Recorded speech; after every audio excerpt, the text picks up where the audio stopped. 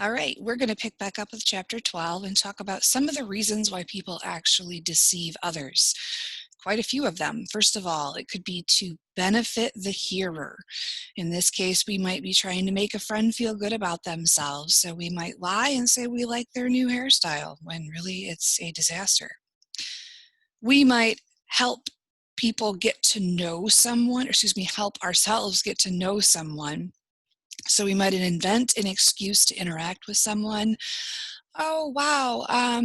I really need to talk to you about the assignment that we're doing in interpersonal communications, even though you've already done it, but you just wanted an excuse to talk to that person. It could also be an attempt to protect your privacy.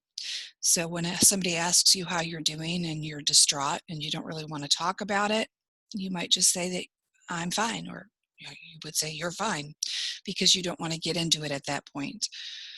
You could also deceive people to avoid conflict. You might say that you want to do something, but it's just because you're trying to avoid conflict and really you don't actually want to do that particular activity. You might also deceive people to make yourself look better. You might exaggerate facts about how much you make at your job because you don't make a whole lot and your friend does, and so you want to look better in their eyes. You might also deceive people to help avoid punishment. So maybe you get pulled over and you lie to the cop and say, oh my gosh, I'm so sorry. I didn't realize I was speeding because my speedometer is broken. Well, that's, obviously you're trying to avoid a speeding ticket in that case. Some other reasons why you might deceive. You could be trying to protect yourself from distress. So you might lie about having other plans to avoid being criticized at a family gathering. Maybe your grandpa always says, why haven't you done anything with your life yet? So you lie and say that you have an exam that you have to study for so that you don't have to deal with that. You might also lie to get revenge on someone. So you might decide to spread false rumors about an ex to get back at them for breaking up with you. You might also deceive to help you hurt someone for no reason. You see this a lot online where people just get bored and they decide to start trolling people and posting false claims about others just for no reason in particular. It might also be an attempt to protect you or your livelihood. So maybe you suffer from depression and you've had a difficult run and you don't want to admit that to anyone at work because you feel like it might endanger your job. So you're going to lie or deceive about the presence of that mental illness. You might also lie or deceive simply to amuse yourself. Maybe you're on a really long plane ride and you decide that you need something to keep you occupied, and so you strike up a conversation with the person sitting next to you and come up with a completely fictitious life with wild and crazy details, just for fun. Some more, excuse me, nope. Diversity of deceptive acts when we talk about simulation. Some deceptive acts are acts of simulation, which is when you provide information you know is false or exaggerated. When we talk about falsification, this is when you communicate false information as though it were true.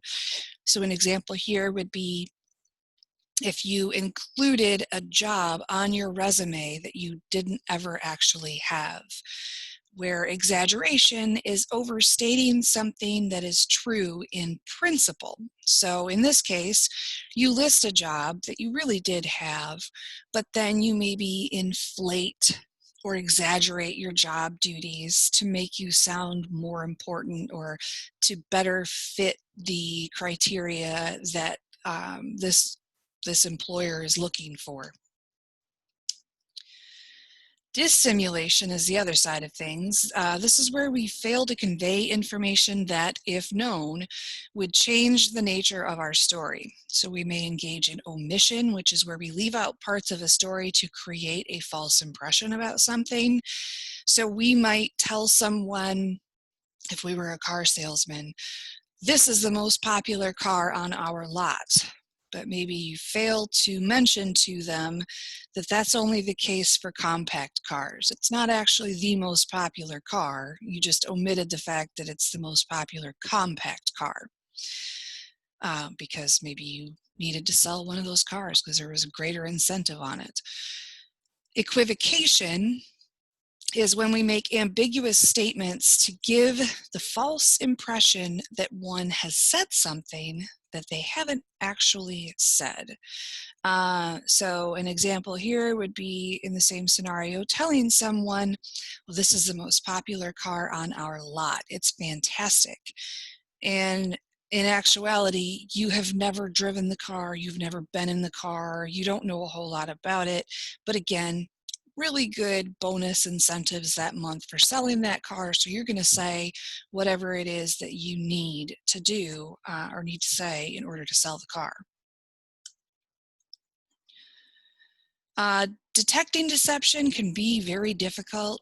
A lot of times we look for the wrong cues and we actually ignore the right cues when we believe that we're being lied to. So we might focus in on things that are not going to help us and then completely ignore the things that will. Our truth bias often causes us to believe most of what we hear for a couple different reasons. It's easier to assume truth in terms of the energy and time that it takes. We don't have to put much effort into just believing people, but if we don't believe them, then we have to consider what is the truth. Should I call them on it? There's a lot more effort that's put into that type of scenario. Also, we've talked about how we want to avoid uncertainty, how we would like to have pleasant communication with people, and being lied to is unpleasant, and it does make us feel uncertain about someone or a situation. So we tend to avoid admitting to the possibility that we have been lied to, because that, of course, would make the entire circumstance be unpleasant for us. There are some reliable cues when it comes to deception. We can look at information inconsistency. So obviously, if they're giving us different facts during different times. You can also see a lot more increased speech errors. If somebody isn't telling the truth, they might stumble on their words, repeat themselves, have to double back and say things again because they forget what they were saying. They may have an increased vocal pitch, so you can listen to the pitch. If you go a little bit higher than usual, that might indicate a lie, which I promise I wasn't lying just then, but that would be an indication.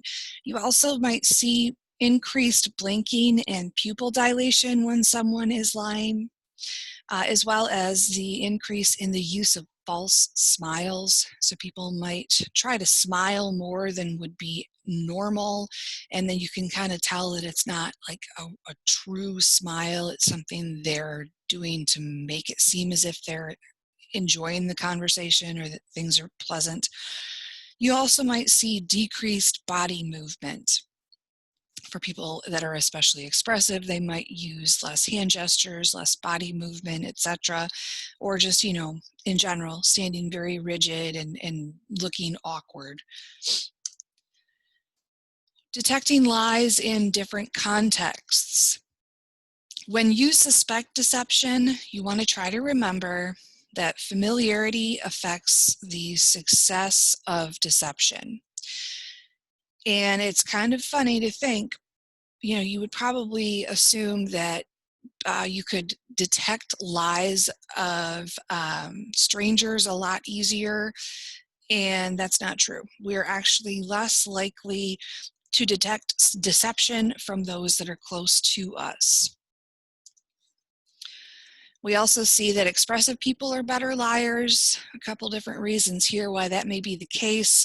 First off, they tend to be more aware and in better control of their own communication behaviors, so they're able to manipulate the conversation better. And they may also be more skilled at anticipating a hearer's suspicion. So they might notice that somebody doesn't necessarily believe what they're saying. So then they would try to correct that behavior to diminish the suspicion.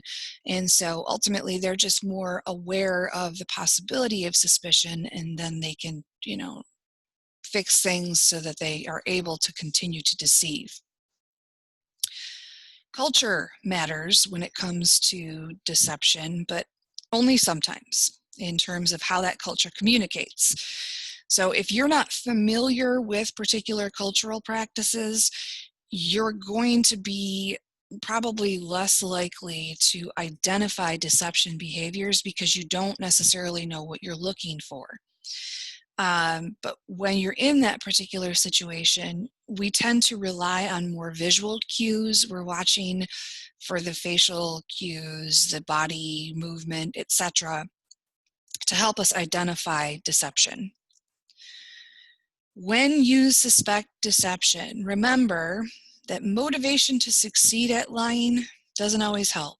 So there's a theory called the motivation impairment effect that says when somebody is engaged, especially in a high stakes lie, the motivation to succeed will actually backfire and make them less believable than normal. So they might become more flustered, they might forget things, and that's probably more the case with those high stakes lies because there is so much more that's riding on that deception.